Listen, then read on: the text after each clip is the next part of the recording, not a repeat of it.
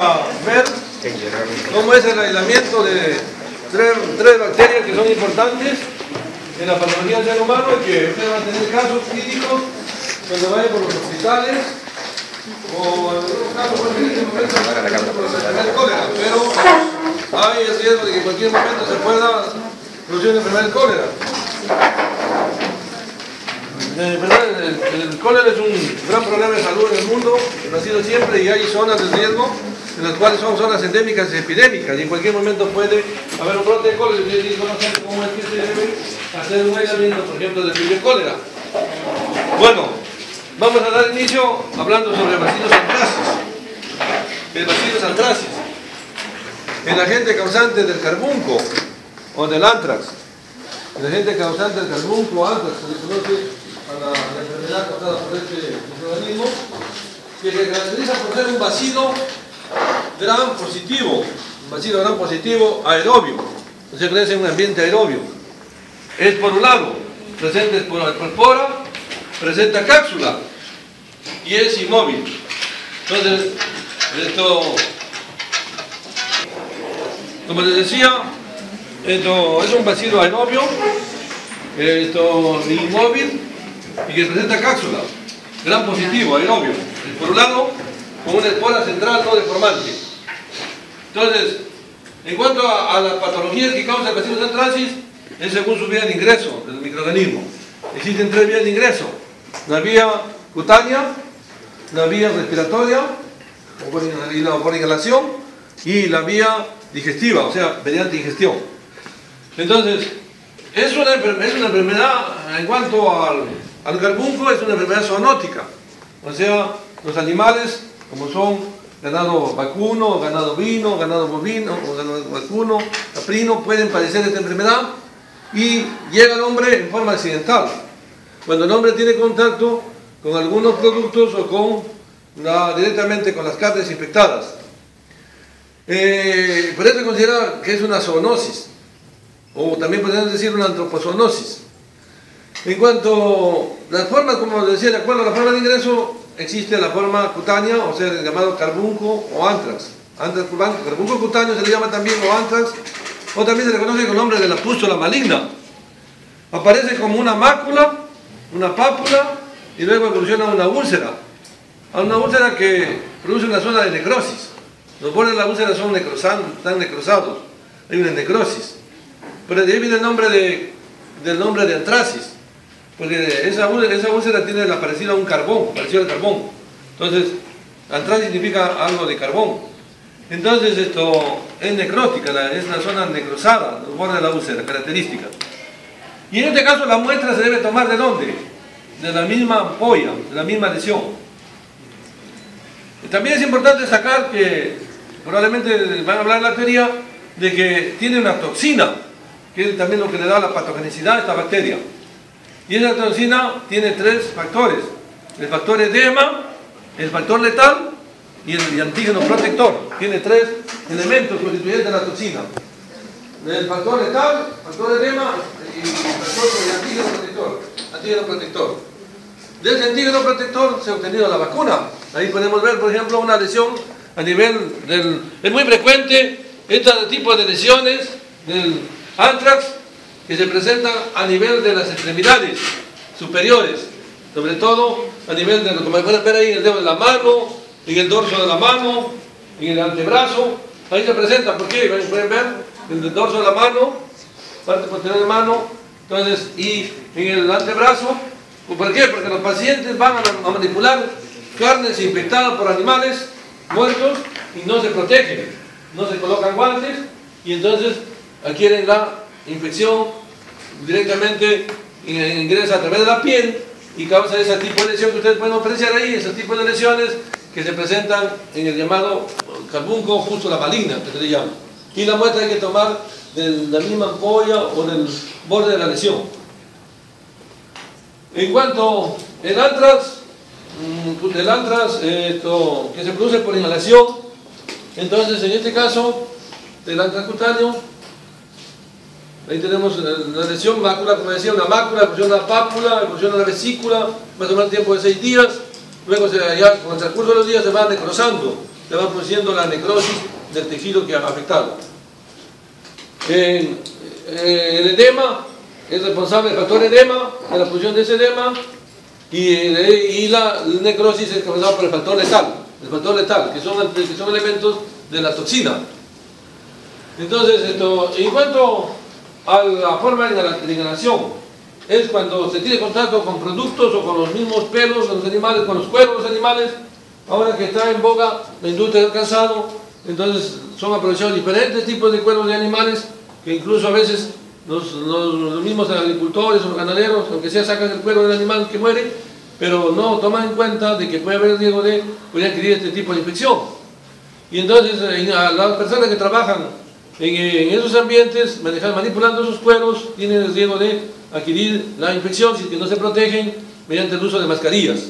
Y entonces ingresa por la vía respiratoria, vía inhalatoria, y va a producir problemas en la vía respiratoria baja.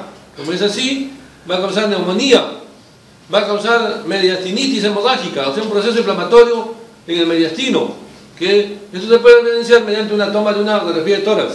Ahí se ve la mediastinitis hemorrágica, se ve la neumonía causada por el bacillus anthracis. Y luego, la siguiente forma es la forma vía ingestión, cuando se ingiere carnes infectadas de animales muertos por esta enfermedad, y va a presentarse un cuadro de una gastroenterocolitis que puede llegar incluso a producir destrucción del intestino, sobre todo ataca a nivel intestino delgado, y va a causar fiebre, vómito, diarrea, dolor abdominal, e incluso puede haber hemorragia digestiva y puede llevar incluso a la muerte al paciente. Por ejemplo, ahí ven, por ejemplo, la forma inhalatoria, cómo es que ingresa al pulmón y en donde causa el daño, para, desde el punto de vista patológico, verse la presencia a nivel del tejido pulmonar, de la infiltración por el bacilo, a nivel de ganglio linfático, a nivel de mediastino, causa la mediastinitis hemorrágica. Y cuando se toman las muestras, se pueden observar, pues, en este caso hay que tomar muestras de esputo para poder investigar la presencia del bacilo. En cuanto a la otra forma que decía, la forma de gastrointestinal, entonces, es cuando ya pueden producirse úlceras, y a partir de cualquiera de estos focos infecciosos primarios, puede ser la piel, podría ser la vía respiratoria baja, o el intestino puede pasar a la sangre y producir bacteremia, y puede llegar hasta el sistema nervioso central causando meningitis, una meningitis por anthrax, que hay riesgo de muerte, y por supuesto una septicemia que causa, una septicemia. Entonces ahí tiene carbón gastrointestinal, ahí tiene la radiografía, como ven, una neumonía. Por ejemplo, en este caso, en el lado izquierdo, se ve una neumonía, una zona de opacidad en la parte inferior, y el mediastino, como ven, está ensanchado, está aumentado de tamaño, y ahí, bueno, ahí, en este caso se ve, más que neumonía, se ve un derrame pleural en la parte baja, una opacidad en el pulmón izquierdo, Entonces, y el aumento de amplitud del mediastino. Entonces, esa es una forma como se sospechando. Aquí es importante que el antecedente ocupacional, averiguar cuál es la ocupación del paciente. Entonces, si es un ganadero, un veterinario, un agricultor, una persona que se dedica a cuidar animales, entonces esa persona tiene el riesgo de adquirir cualquier de estas infecciones. Entonces, ahí tiene, por ejemplo, a nivel del intestino, tomado aquí ven, por ejemplo, tomado una muestra desde el punto de vista patológico para hacer la investigación del carbunco intestinal. Bueno, entonces, ¿cómo se hace el diagnóstico? El diagnóstico se hace tomando muestras en primer lugar, como acabo de mencionar, según el lugar de ubicación de la patología, y luego se tiene que hacer en gram.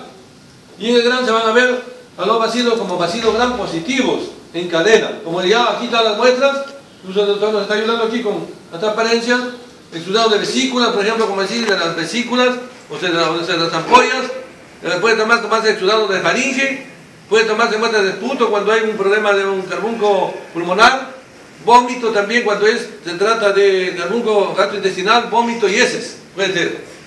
Y bueno, se hace primero, como decía, el gram. Cuando se toma una muestra directa de las lesiones de los animales o del ser humano, puede evidenciarse la cápsula. a veces puede evidenciar la cápsula, porque es un bacilo que tiene cápsula.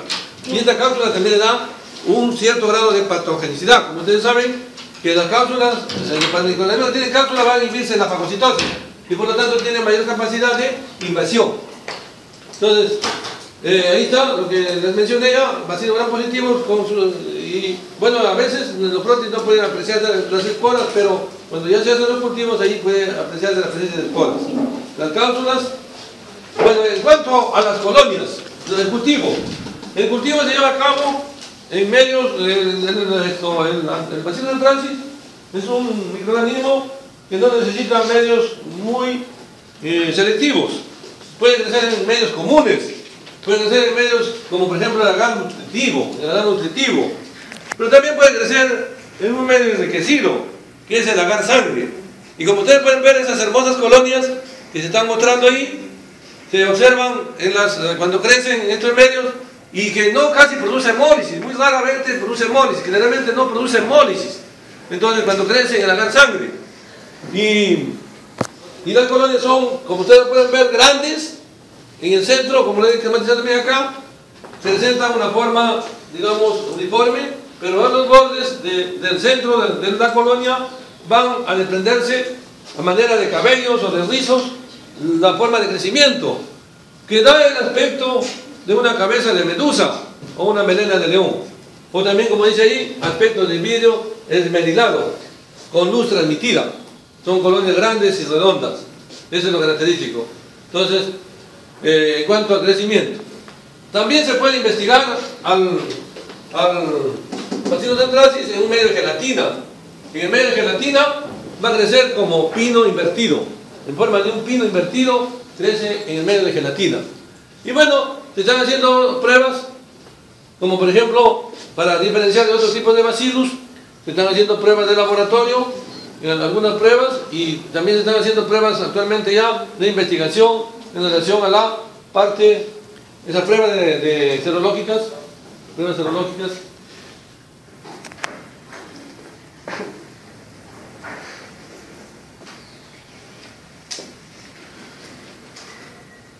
Ya, miren, ahí tenemos, miren, actualmente se están haciendo muchas pruebas en investigación, como son, por ejemplo, la prueba de Lisa.